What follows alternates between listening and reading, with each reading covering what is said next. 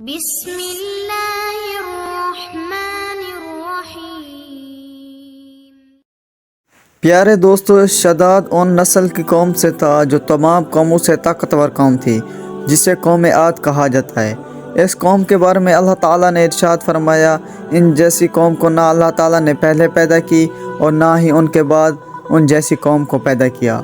قوم عاد احقاف کے اندر آباد تھی۔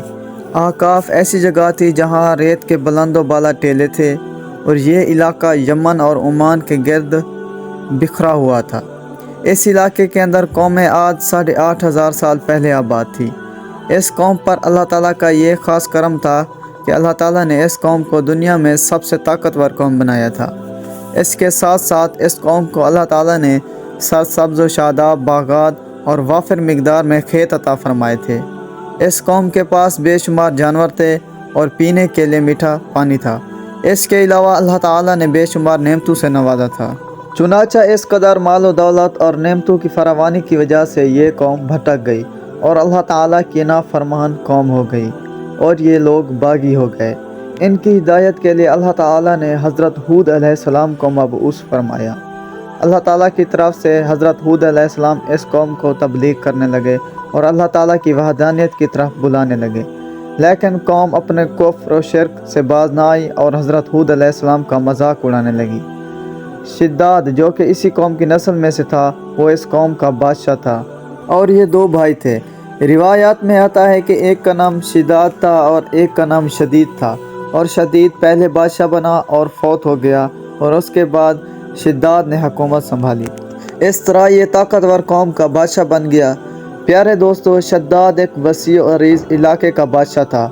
شداد کی یہ بادشاہت یمن سے لے کر عراق تک اور بعض روایات کے مطابق ایران تک پھیلی ہوئی تھی۔ شداد نے اپنی طاقت کے عوض بڑے بڑے بادشاہوں کو اپنے زیر کر لیا تھا۔ چنانچہ اس بدبخت کو حضرت ہود علیہ السلام نے سمجھانے کی بہت کوشش کی، لیکن اس کا دل بھی بند تھا۔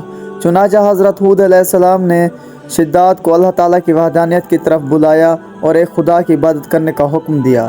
تو اس وقت شداد اور حضرت ہود علیہ السلام کے درمیان ایک زبردست مکالمہ ہوا، جس کے نتیجے میں شداد نے حضرت ہود علیہ السلام سے پوچھا کہ اگر میں اللہ تعالیٰ کی طرف ایمان لے آؤں تو مجھے کیا حاصل ہوگا؟ تو اس وقت حضرت ہود علیہ السلام نے فرمایا، تم پر جنت حلال ہو جائے گی۔ جنت کا نام سن کر شداد حضرت ہود علیہ السلام سے پوچھنے لگا، یہ جنت کیا ہے؟ تو حضرت ہود علیہ السلام نے شداد کو جنت کا نقشہ بتایا اور جنت کی نعمتوں کے بارے میں بتایا، اور حضرت ہود علیہ السلام کی یہ بات سن کر شداد مسکرانے لگا، یہ کون سی بڑی بات ہے، ایسی جنت تو میں بھی تیار کر سکتا ہوں۔ حضرت ہود علیہ السلام نے شداد کے اس کفر شرک کو روکنے کی بہت کوشش کی، لیکن یہ بدبخت باز نہ آیا۔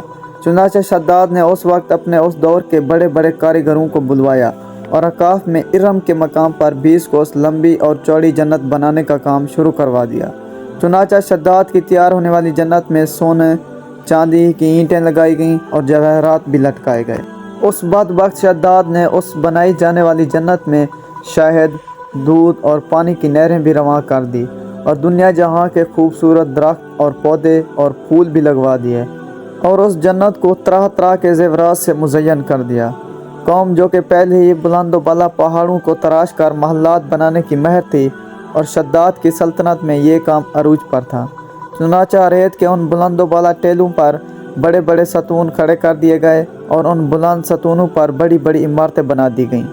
شداد نے یہ فیصلہ کیا تھا کہ اس کی بنائی جانے والی جنت میں اس وقت تک قدم نہیں رکھے گا جب تک یہ تیار نہیں ہوگی۔ چنانچہ شداد کے حکم پر جنت تیار ہونے لگی، اور شداد تیار ہونے کا بے صبری سے انتظار کرنے لگا۔ شداد کی اس جنت کو تیار ہونے میں تقریباً 12 سال لگے، اور یہ 12 سال کے اندر تیار ہو گئی۔ اس کو طرح طرح کے ہیرے جواہرات سے مزین کر دیا گیا۔ تو اس وقت شداد کو جنت کے تیار ہونے کا پیغام پہنچا دیا۔ چنانچہ پیغام سنتے ہی شداد بہت خوش ہوا اور اپنی جنت کو دیکھنے کے لیے اپنی فوج کے ساتھ نکل پڑا۔ چنانچہ ابھی شداد جنت کے دروازے پر پہنچا ہی تھا کہ اس نے اپنے سامنے ایک شخص کو کھڑا دیکھا اور کہنے لگا، یہ شخص مجھے جنت میں داخل نہیں ہونے دے گا۔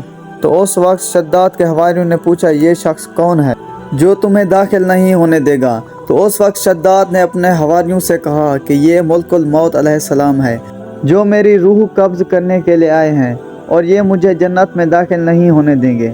اس وقت شداد ملک الموت سے کہنے لگا، مجھے صرف اپنی جنت میں قدم رکھنے کی مہلت دی جائے۔ تو اللہ تعالیٰ کی طرف مقررہ فرشتے نے جواب دیا، مجھے اللہ کی طرف سے حکم ہے کہ تمہیں تمہاری جنت کے اندر قدم نہ رکھنے دوں۔ تو شداد ملک الموت کے سامنے بہت رویا اور گڑ گرایا۔ تو ملک الموت علیہ السلام نے اللہ کے حکم کی تکمیل کرتے ہوئے شداد کی روح قبض کر لی، اور ملک الموت علیہ السلام نے ایک زوردار چینک ماری تو شداد کی بنائے جانے والی جنت نیست و نابود ہو گئی اور غائب ہو گئی۔